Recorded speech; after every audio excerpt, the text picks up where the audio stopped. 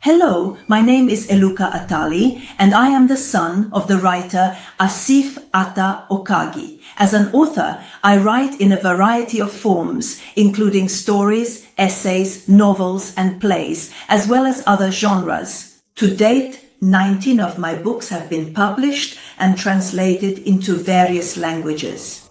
Don't live with the longing that you won't be able to see the hawk. It is not outside of you. Don't look for it far away. It is within you. If you truly trust in yourself, you will eventually reach your destination and you will ultimately become it. The hawk is a powerful symbol for those individuals who determine their own unique path and shape their own personal destiny. And so today I will talk to you about my novel, The Hawk, which I wrote based on the profound philosophy of nature. I conceived and wrote it as a novel for young people. Researchers of the work cannot determine a specific target audience for it.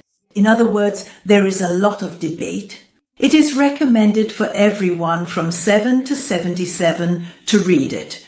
The work is written based on Asif Atta's philosophy of absolute faith. The father's idea of the perfect human is artistically depicted in this book. Let me note that the book has been translated into various languages and published up to now. This is the Azerbaijani version. First, this piece is from our beloved Tabriz.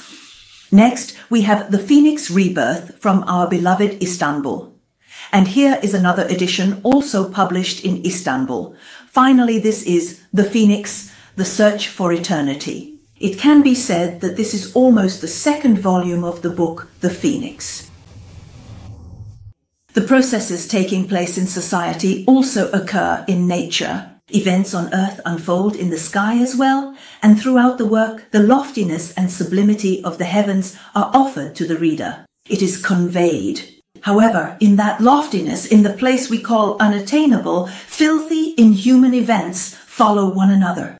Why? This question arises here. Because no one is perfect, and all living beings that ascend from earth to sky carry with them the immorality they harbor within themselves. The book consists of 3 parts. The first part is about the art of self-creation, the second is preparation for the journey, and the third is about being on the journey. The main character of the work is a 2-gram hummingbird. That is the smallest bird in the world. In some places, it is also called a bee bird, because its egg is the size of a pea, and if you imagine its nest on one half of a walnut, it seems as if it has a very tiny egg. Yes, readers ask why, when you talk about countless birds in the work, you chose the smallest bird in the world as the protagonist. The answer is as follows. Even the smallest body holds great potential.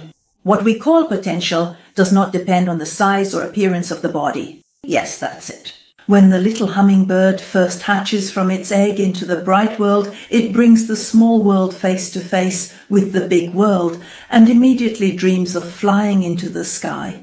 For the first time, its mother says, "No, not yet. Your wings need to get stronger," and so its wings grow stronger. One day, it flies into the vastness of the savannah, and as it flies, it sees a yellow light. It loves this light, is captivated by it, falls in love with it.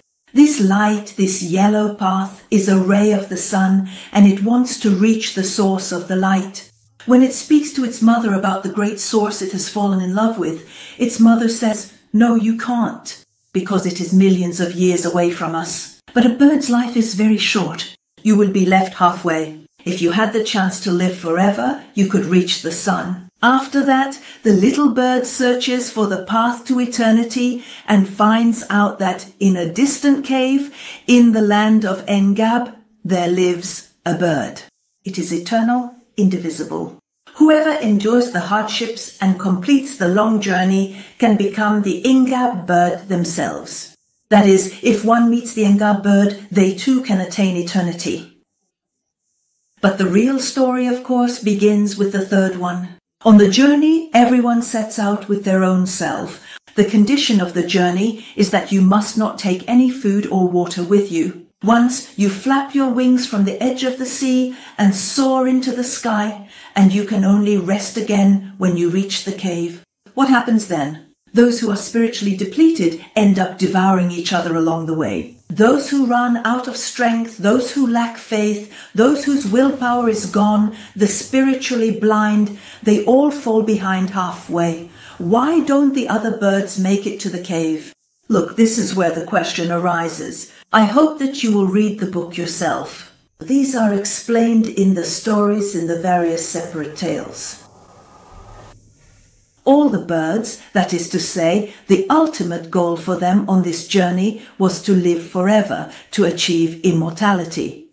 They did not, however, truly know how they would live the new life they were destined to gain after reaching a state of eternity. But for the little bird, eternity itself was just a means. After that means, its goal was to attain the light, to reach the sun. The little bird would unite with eternity and then pursue its great light. And in the end, only one bird remains. On the long journey, that bird is the little hummingbird. It flies, crosses the snowy mountain, and comes across a cave. Inside the cave, when it enters, it sees no one. It sees that it is completely empty. It calls out, "Simurgh, where are you?" There is no answer. And it calls again and again. There is still no answer. It circles inside the cave and sees that no one is there. It doesn't see a single living creature, and at that moment it becomes disappointed. It says, "Was I mistaken? I endured so many hardships and traveled this long, nameless road just to see you. But you are not here. Was I deceived?" At that moment a voice comes from the depths of the cave. "The Simurgh bird is you yourself." "Is it me?" says the smallest hummingbird. It says, "Yes, because you endured those hardships, because you traveled this long road and came here, you are the Simurgh bird yourself." The Simurgh is the one who endures suffering for the sake of their desires. Dear viewers, this Simurgh bird you see here was given to me by my little reader Shahryar. He understood me, truly understood me, and I also felt his active participation in our discussions. I wish that all my viewers discover their inner potential and become a Simurgh bird themselves.